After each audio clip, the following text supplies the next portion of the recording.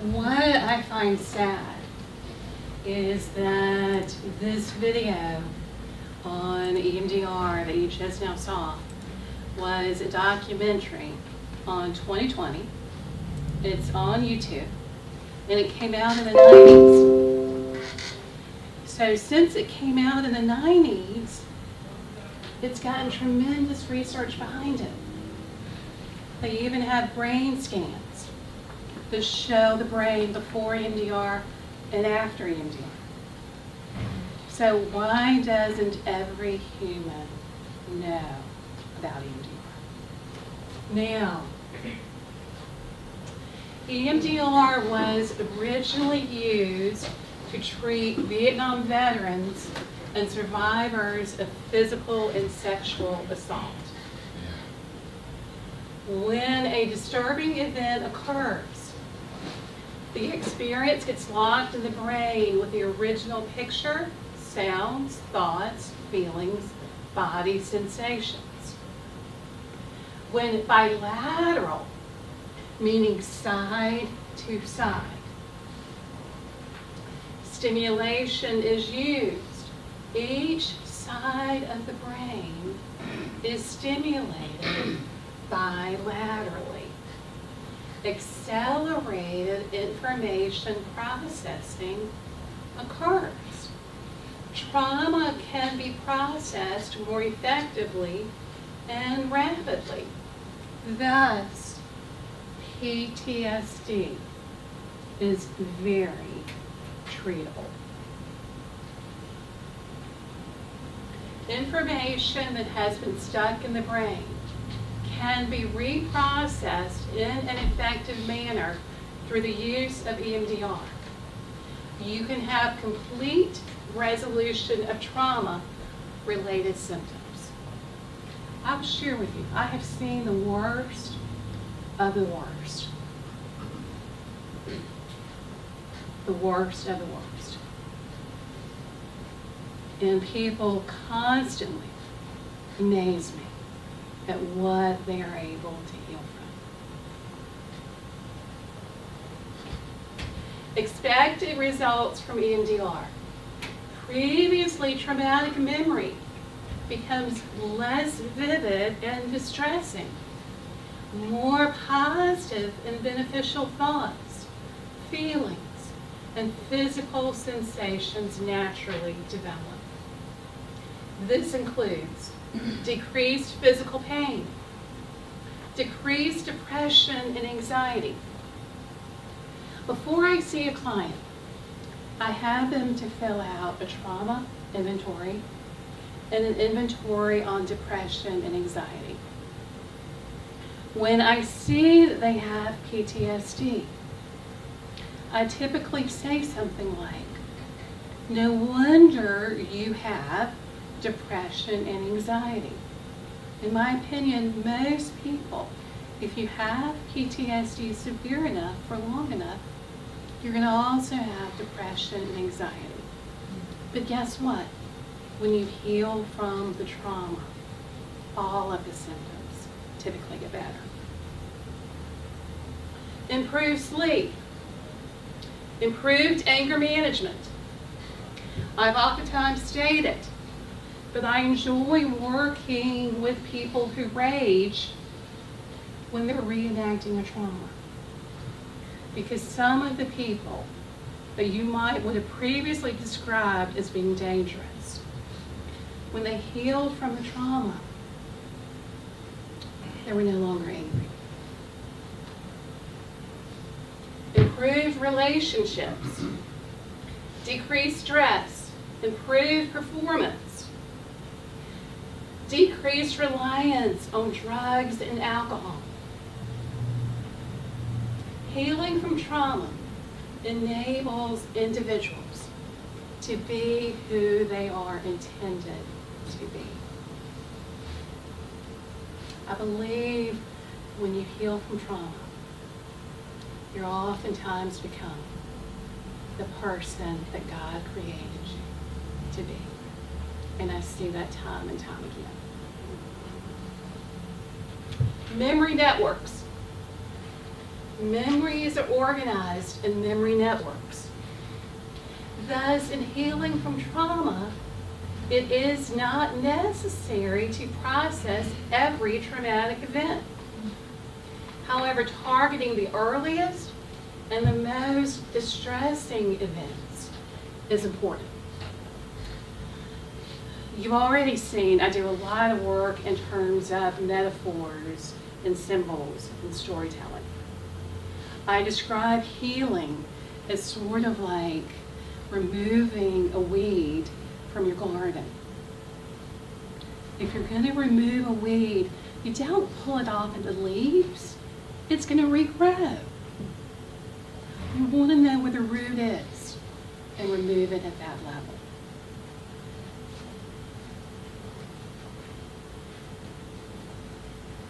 For those who don't want to talk, the EMDR therapist does not need to know the details of the trauma for EMDR to work.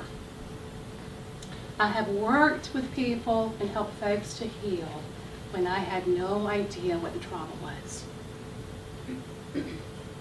Sometimes they didn't even know.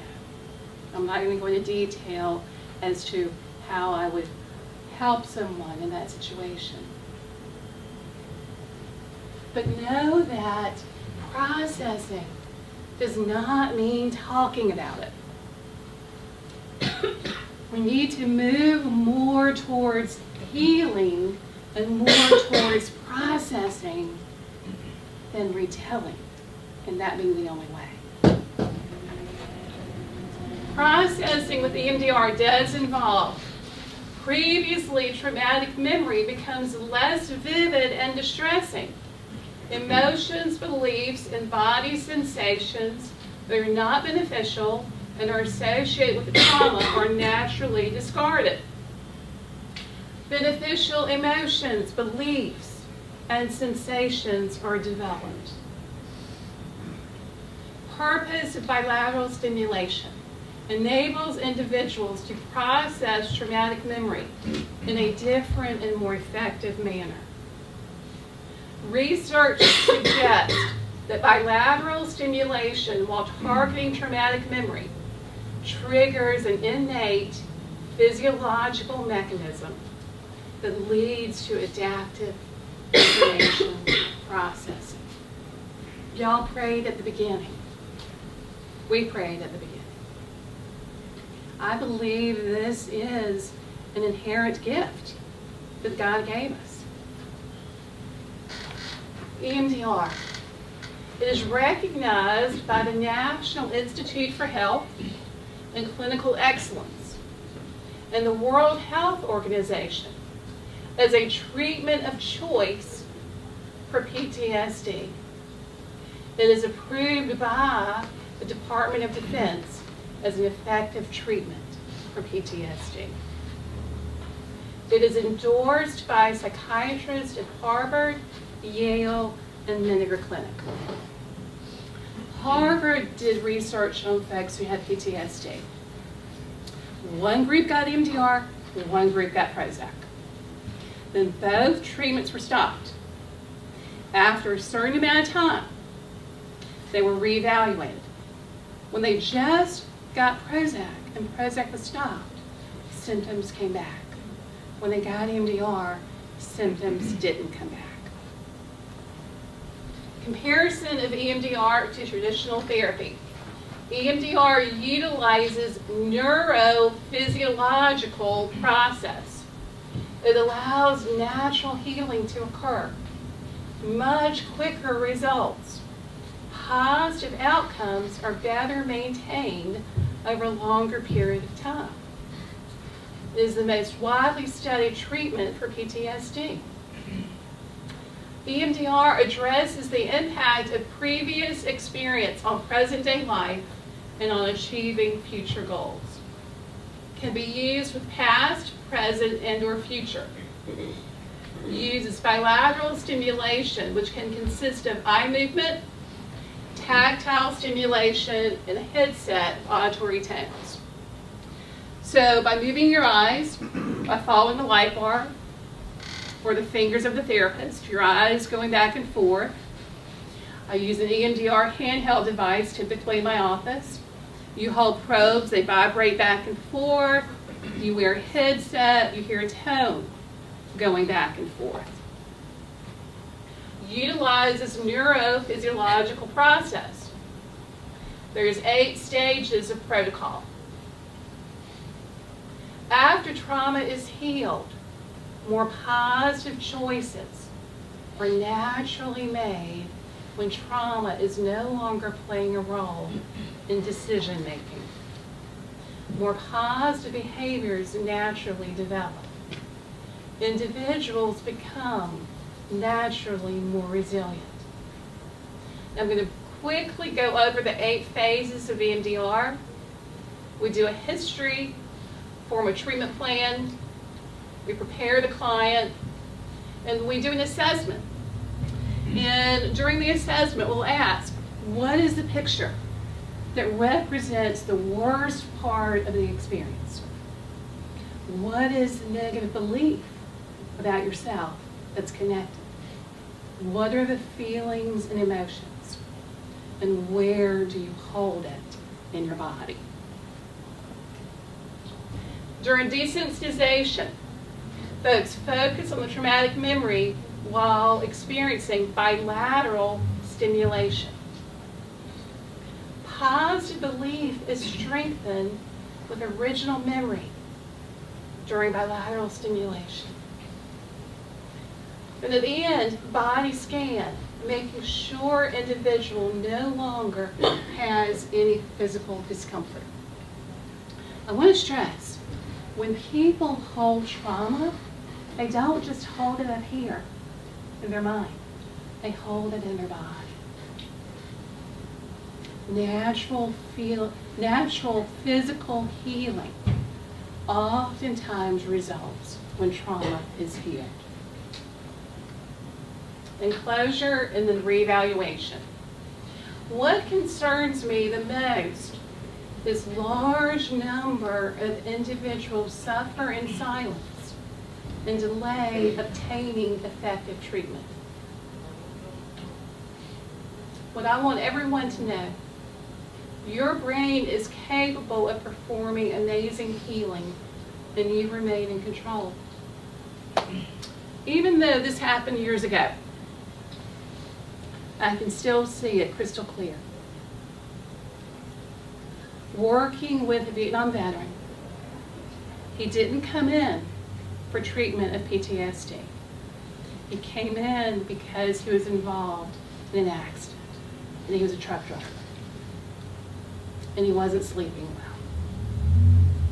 PTSD was affecting his sleep. I only had a couple of sessions with him.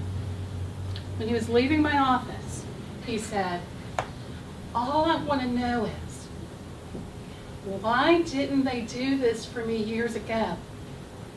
And why isn't everybody getting this? And I think he added, why aren't all of my brothers and sisters getting this? That is why I'm making this video. I've heard that too many times.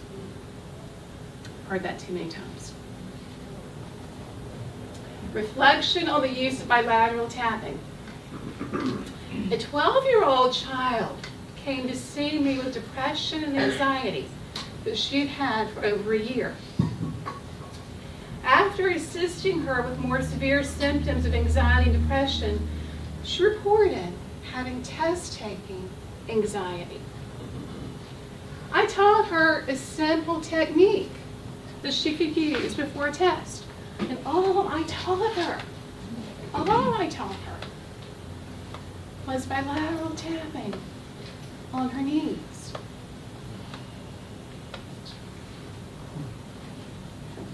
Surprise benefit. At the next appointment, she says to me, that right before the test, she was doing this.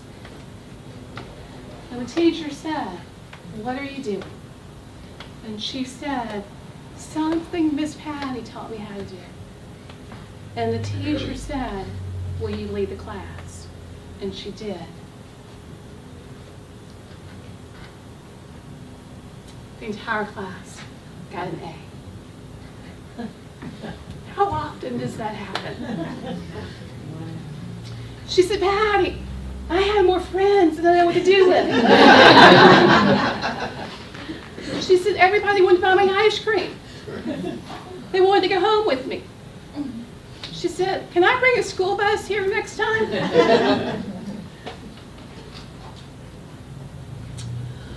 If a 12-year-old child can help an entire classroom to get an A on a test, what can you do? What can we all do? Are you willing to stand by me and take the challenge? The butterfly hug. Method of bilateral stimulation to assist individuals and groups in processing traumatic experiences. Originally developed by Lucina Artigas and Ignacio Guerrero to assist the survivors of Hurricane Pauline in Acapulco. Then it was used in Palestine with children in a refugee camp in Bethlehem. The Emdr integrated group protocol, the butterfly hug, as bilateral stimulation. It fostered resilience for children exposed to ongoing war, terrorism. They used this technique in Bangladesh and Rwanda with groups of children going through genocide. Positioning of hands in the butterfly hug. Arms crossed over the chest. Tip of the middle finger from each hand placed below the clavicle or collarbone. Other fingers and hands cover area located under connection between collarbone and shoulder and breastbone. Hands and fingers as vertical as possible. Now tap from side to side.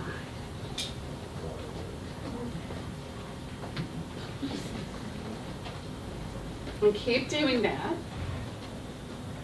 Fingers point toward neck and not toward arms. Modifications to butterfly hug if you wish. Thumbs interlock to form the butterfly's body, and the extension of your other fingers outward will form the butterfly's wings. Hands can also touch arms for modified version. As you can see, there are variations to positioning of hands. Teaching it in the classroom. Teaching it in the classroom. Now, think of some stressful experience. Rate the intensity of discomfort on 0 to 10. Use the butterfly hug, and you can add positive imagery and affirmations to the experience. The way I typically teach this is, you see, the symbol for my practice is the butterfly. I believe that each person is oftentimes like a caterpillar in a cocoon. And the cocoon is the experiences that need healing. When they heal from the experiences that need healing, they can emerge just like the butterfly and be the person they're intended to be as God created them to be. Amen.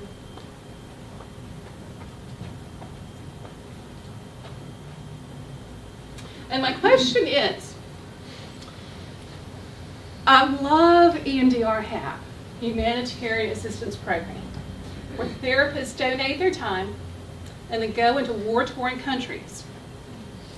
But if we're going into Bangladesh, if we're going into Rwanda, if we're going into Mexico, if we're going to Palestine, why doesn't every American know about EMDR?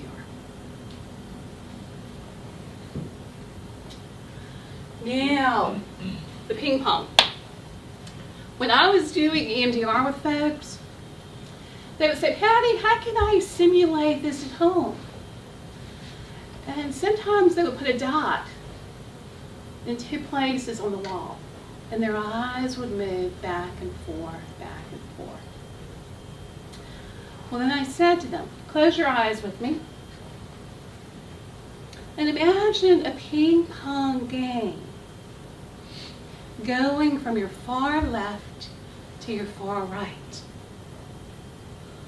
and a ping pong ball going from your far left to your far right, and going back and forth, and back and forth, and just keep it going back and forth, and back and forth, and back and forth. And then take a deep breath in and let it out.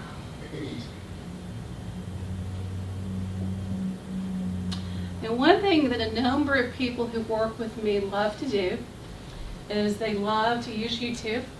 I love teaching self-help tools.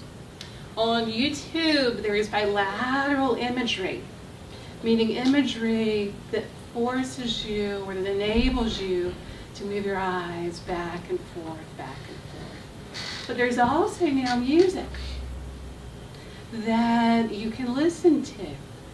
And the music will stream from the left side to the right side, and the left side to the right side. And one person that I use quite a lot is David Grand, G-R-A-N-D. He is a psychologist who's developed music that helps to stimulate the EMDR experience.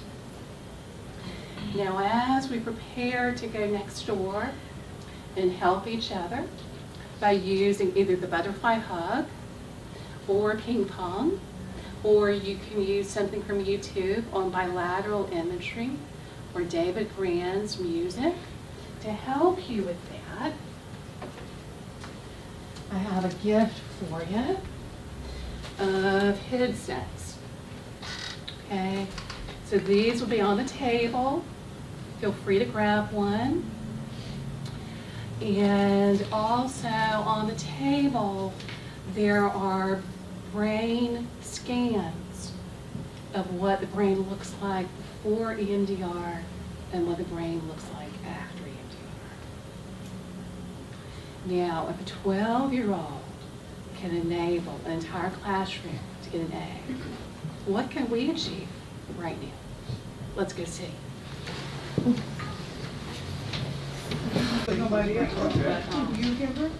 This is a totally different group than the group that came in here at 1:30. Notice how much more comfortable, how much more relaxed you are.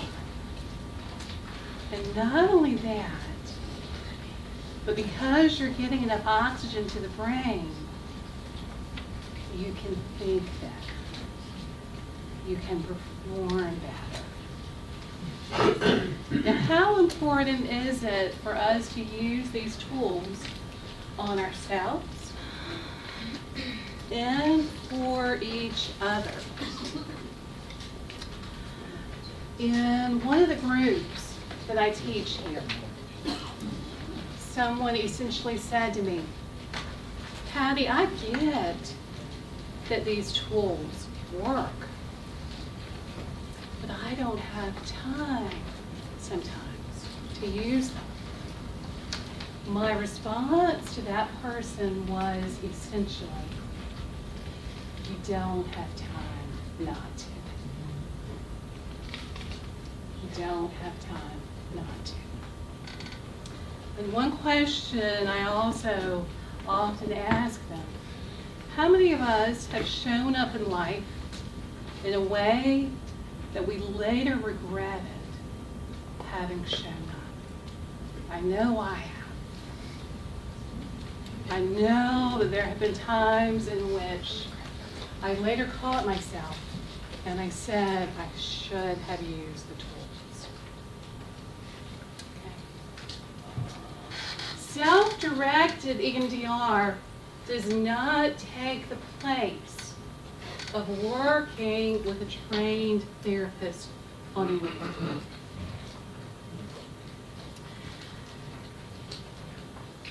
It may be difficult to heal from something that is very traumatic by yourself without a trained therapist to help you to move through it. However, using these tools to help you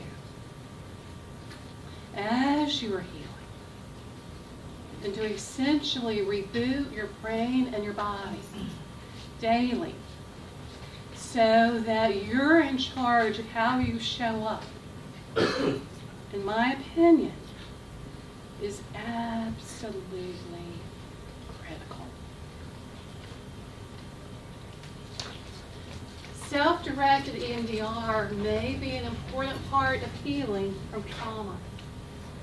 Most, if not all, of my clients are encouraged to use some form of self-directed EMDR for clearing stress on a daily basis.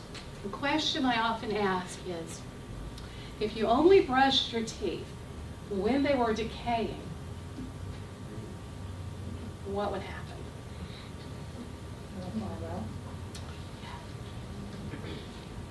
And stress affects us all the time. So how important is it to make it a commitment to yourself to do or butterfly hug or the tapping, something when you first wake up and something before you go to bed to clear your mind. I really encourage y'all to educate all staff and all guests on the symptoms of and on effective treatment for PTSD. Will you help me to not leave any man or woman behind? Will you help me to not have somebody else saying, why didn't I know about EMDR? Share what you've learned today so that others can develop methods of calming the mind and the body. Make self-help tools available and encourage use of them. Use a PTSD inventory. Assess impact of trauma.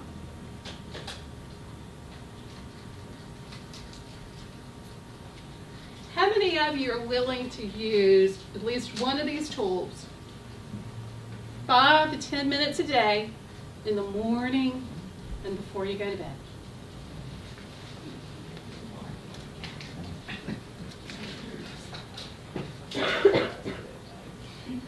Please encourage each other. If you see somebody has a pain or is stressed or is anxious, don't just listen to them. Listen to them, but then encourage them to do this, or picture ping pong going back and forth, or tap with you, something to help them to have a shift.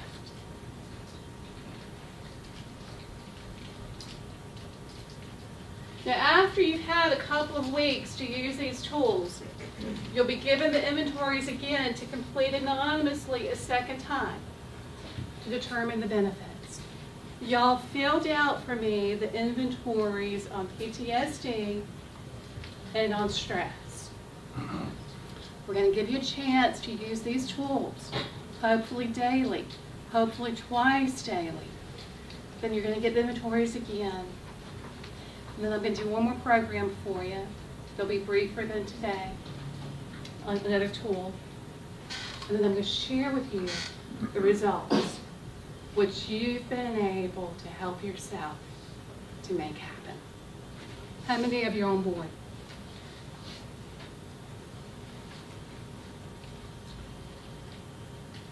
Now, going around is where you can put your email address. I'm going to send you a booklet on EFT, and I'm going to send you many pages on research on EMDR and a few other things. Now, before we end, will you share?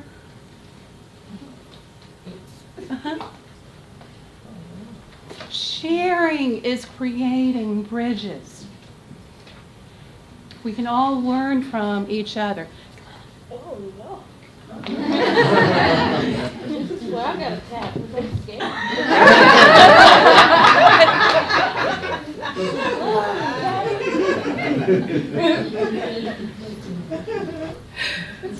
She's helped me a lot, though. Sometimes I can't come in. I came in one day and she was here, and I have anxiety, you guys, so, but she helped me.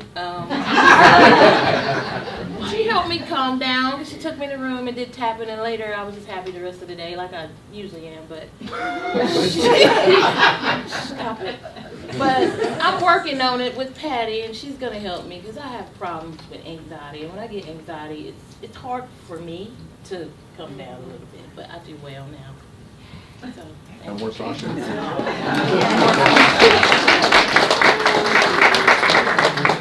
So that is exactly what I encourage to happen. For y'all to share with each other and encourage each other.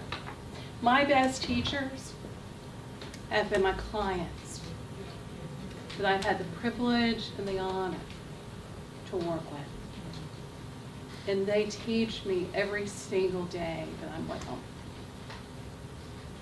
And they teach me every day to believe in the impossible. And before we end, I'll share with you that I've seen some amazing things. I've seen my husband be able to control kidney stone pain without a pain pill. I've seen folks go from 1,800 milligrams of morphine a week, not touching it, with trigeminal neuralgia, to not needing pain medication. I couldn't have learned that in school. I've had the privilege of learning from folks I've worked with. You can help each other more than I could ever begin to help you by sharing and encouraging. Thank you. Thank you.